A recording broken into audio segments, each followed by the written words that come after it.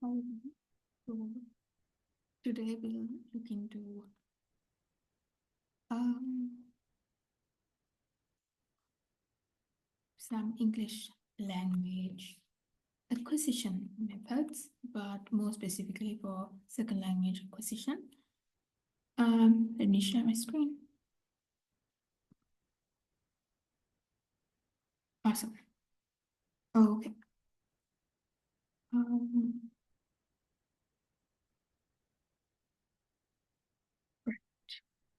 so um, let's go into some of the main SLA teaching methods. Uh, the first thing that we need to know is for second language acquisition theories. In my video, there will be 7 things that we talk about. First is behaviorism, which was done by B.F. Skinner.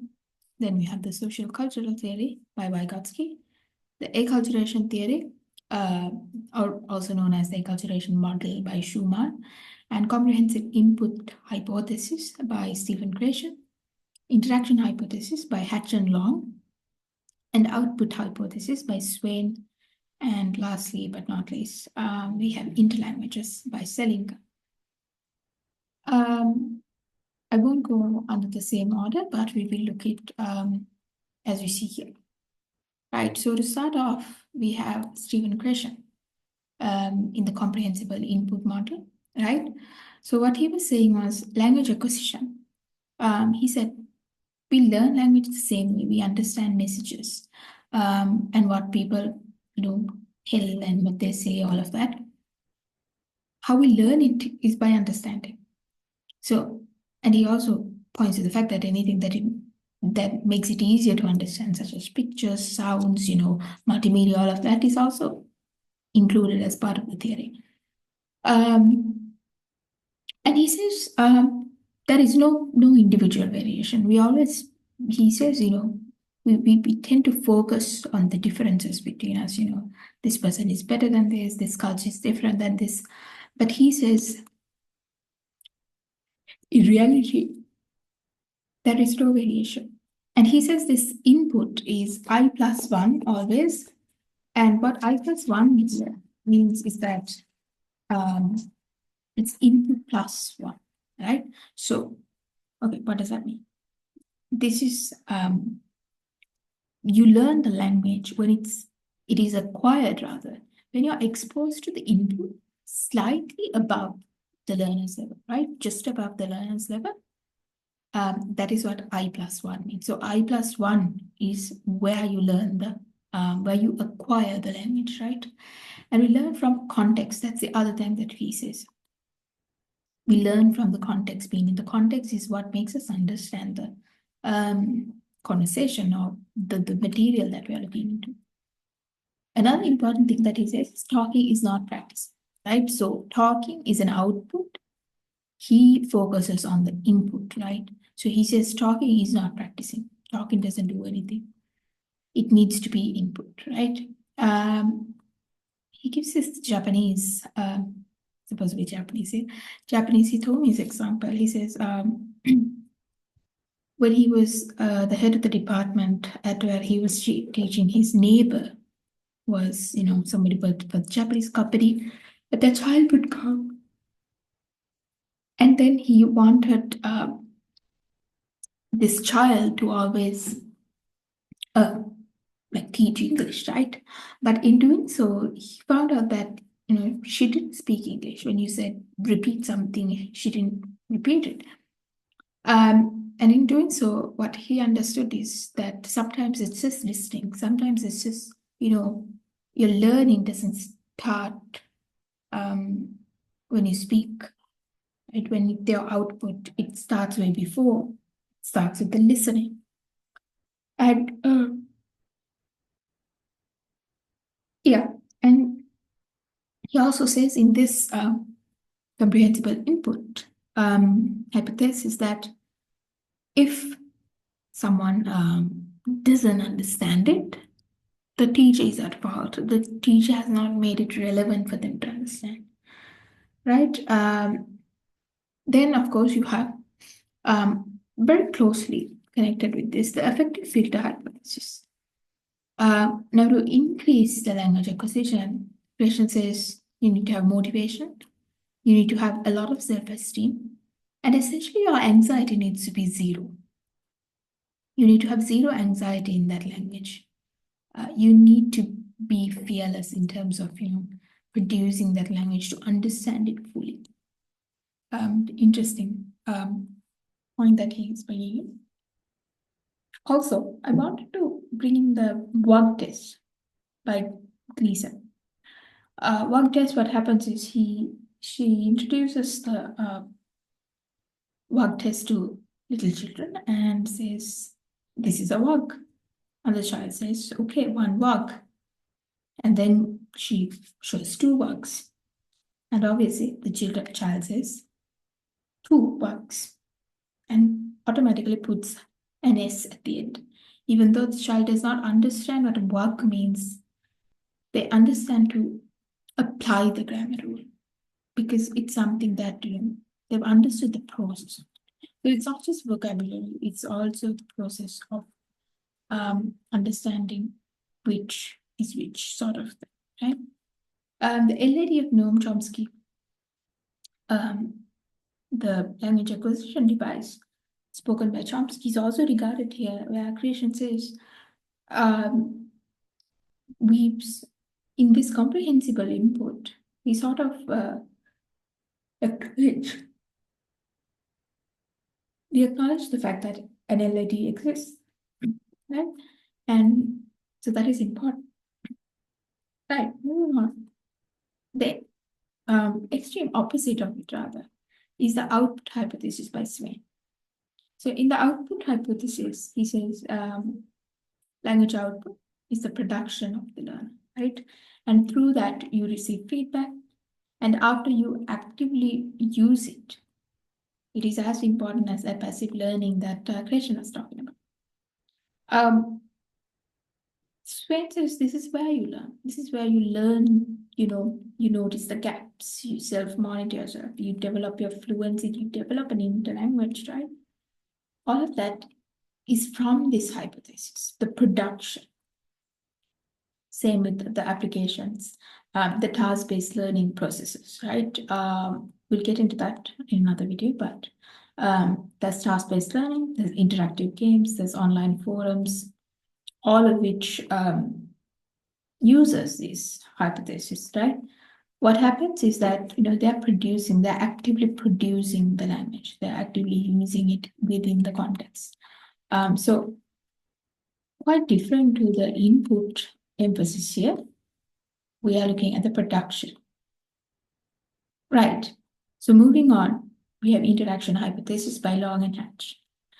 Now, the interaction hypothesis basically means that you have to interact with a crowd of the language, like your target language, to understand it, right? So, states that the development of language proficiency is promoted by face-to-face interaction and communication. They also focus on the conversational interactions. They say it's as important in facilitating the production, the input, and the output, right? So, he looks at the negotiation of meaning, right? In line with the comprehensible hypothesis. So the negotiation of meaning means this comprehend, like for you to understand whatever the input, you need to understand its meaning, and that meaning would change with the culture. And this negotiation of meaning comes with the interaction hypothesis. With interacting, you realize, okay, this is what it means. Main constructs here is input, output, interaction, as well as feedback. There's a quite a bit of understanding of interaction, as well as, where do you input, where do you output, where does the feedback come in, and where do you learn those parts of the language learning processes looked at the interaction hypothesis. Right, we have the behaviorist theory. Now, the behaviorist theory is very close to behavioral psychology by B. Skinner. Basically, under operant and classical conditioning, what we learn is that language is learned through habit formation via reinforcement, right? Reinforcement, punishment. Same stuff Skinner did, the same stuff Watson did, the same stuff Pavlov did. Same with language learning, right? Noam Chomsky was not a fan of behavioralism. He says behavior alone cannot do anything. And he was very adamant on his innatist theories, looking at the nature of things rather than the nurture.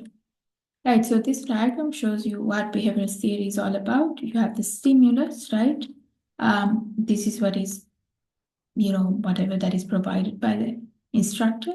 Then you have the response. This is by the learner. And is this correct or wrong? That is decided in the reinforcement stages. Then again, stimulus and so on goes the learning process. So just like here, we had task-based learning as an application of output hypothesis. But behaviorist theory, audiovisual wasn't it. What happens in audiovisual, again, is not in the video, but if I pretend that now, it's basically language learning that aims at the oral proficiency or the fluency. And it's again very drill imitate-like, and it's basically quite mechanical, just as the behavioral theories, just as how Pavlov's dog was quite mechanical, Watson's little Albert was quite mechanical, and Skinner's the rat experiment, the pigeon experiment was quite mechanical. All right, and then we move on to the acculturation model by Schumann. Now this again very close to interaction model. This looks at the social and psychological interaction with people of the target language, right? This is essentially what says you need to go to that country, right? To learn. So if you're learning French, you need to go to France, you need to go to Canada to understand French, sort of thing. He also presented this pigeonization hypothesis where it says L1 and L2 distance hinders learning. Now, this distance is both psychological and social. He also claims that attitudes for L2 acquisition is quite important. L2 means the second language, and that it's quite important.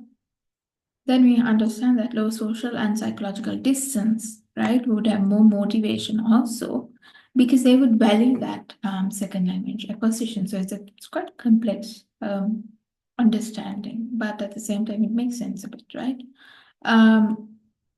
Second language acquisition advancement is, of course, proportionate to acculturation. So if you spend 5 months in France, your French might be better than you learning French in Sri Lanka. It's a very context-sensitive model. This is the other thing about this. Now, it looks at, like I said, social and psychological factors. So social factors, he looks at the dominance of that language, the non-dominance, the acculturations, the attitudes, distance, subordination, cohesiveness of these languages, assimilation, and preservation of the language, the target language, as well as the language, the first language that you have.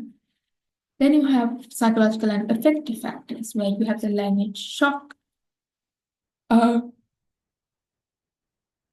culture shock, the ego permeability, and motivation as well. Another thing is, so let's look into the site. It's a very postmodern approach. It acknowledges the existence of World English, right? And the lingua favors the interaction between different cultures through language. These are just pointers that you might want to keep in your mind when you're learning the acculturation model. All right. Furthermore, you have stuff like euphoria.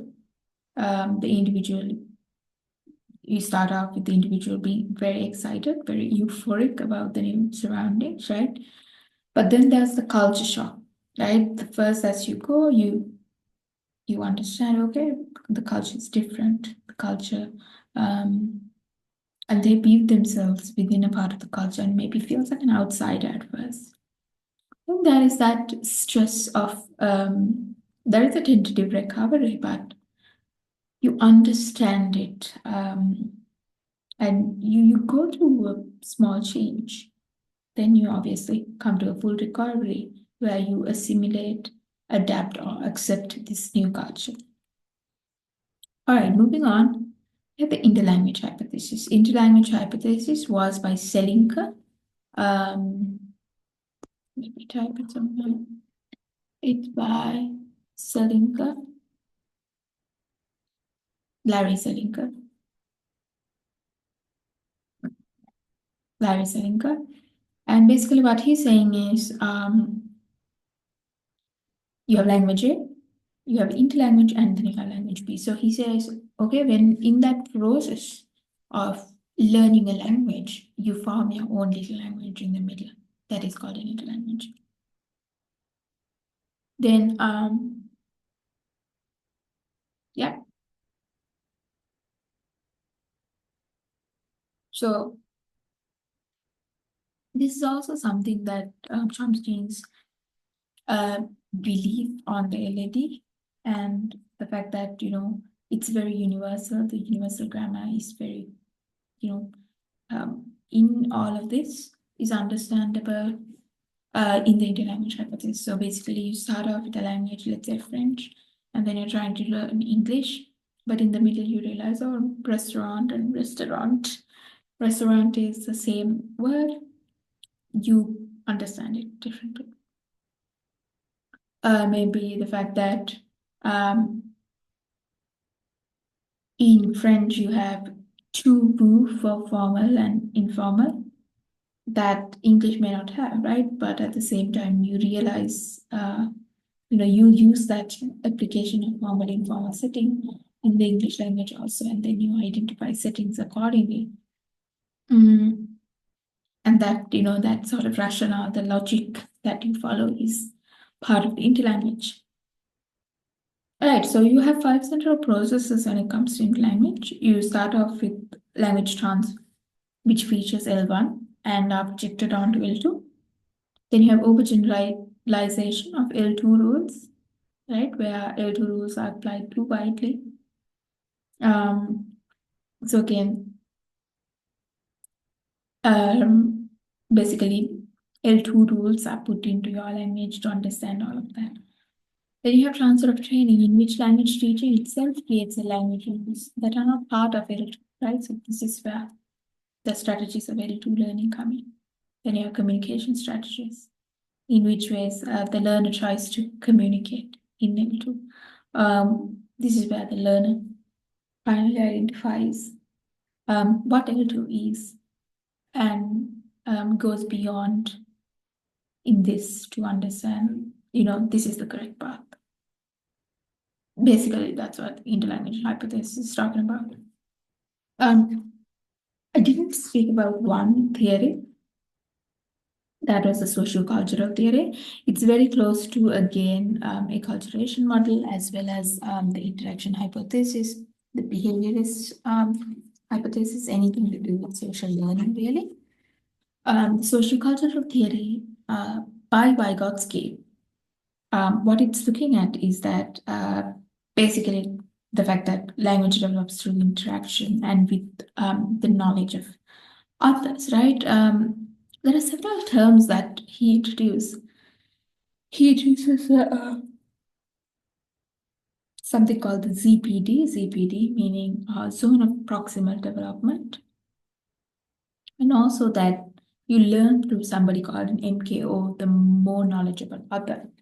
And basically how you're facilitated your learning theory, your learning is facilitated by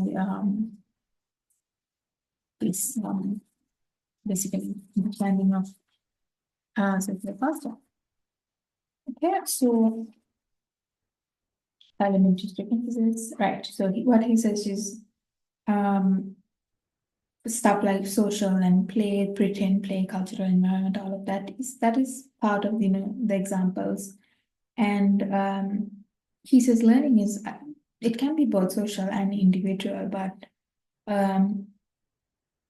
that a mind cannot be independent of culture. So the culture is always be a part of you.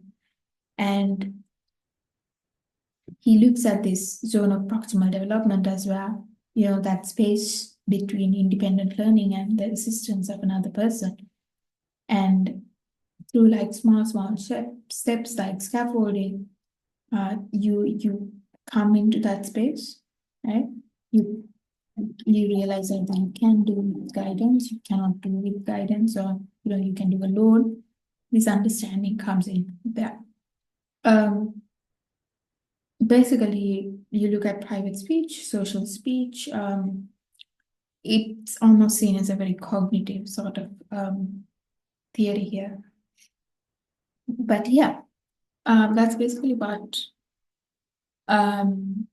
the sociocultural theory by Vygotsky is. I just want to touch a little bit on the nature and nurture debate. So in the earlier behaviorism part, we were talking about the fact that Noam Chomsky didn't agree with it, right? That was because he was part of something called nature. So he was looking at the nativist argument, where he was saying, people are born with this basically ability to acquire, develop, and understand language, right?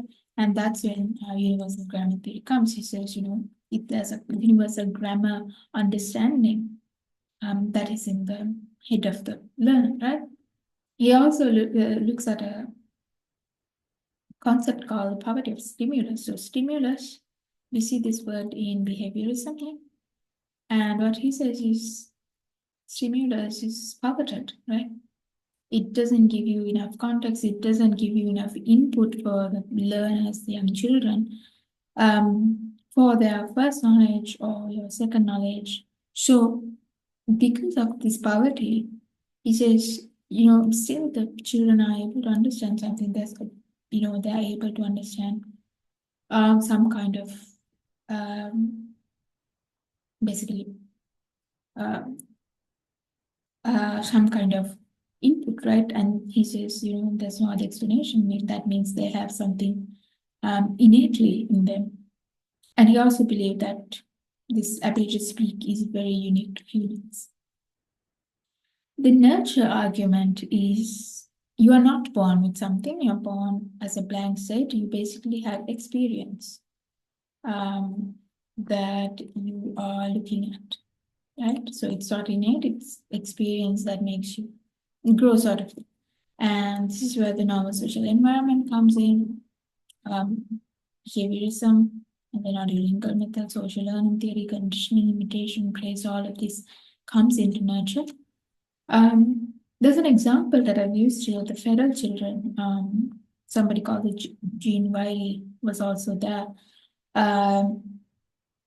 Now, both these feral children, of course, looks at the Chomskyan model. And why I say this is basically, in the Chomskyan model, we understand these two people who have had like little or no exposure to language, but they still show that they can acquire language, right? Later in life, so there is some sort of universal grammar, but at the same time, they have already passed the critical period for language development, as Chomsky says. So Chomsky believes in a critical period, right? Critical period. So which wasn't quite true, because that development doesn't happen later on, even in the feral children. That is because they didn't have that privilege of learning the language at the critical period. But at the same time, I feel like you can use this argument towards nature also, the fact that they were at least exposed to some language, or rather that they were not exposed to some sort of language, was one of the main reasons why they couldn't acquire it later on, right? Even though, this exposure, he says the exposure needs to come from nature, but it's also nurturing. If they had been exposed to language at a smaller age, maybe their cognitive skills would have supported the learning even later. But these are always, sorts of explanations that we can give to these theories. But yeah, so this concludes everything that I have on the second language acquisition theories. A question that you could try out here is to compare the SLA theories with any two schools that you studied and we've discussed. Look at the validity, look at the explanatory power of the claim, and understand it with your experience in the matter as well. All right, thanks for joining in.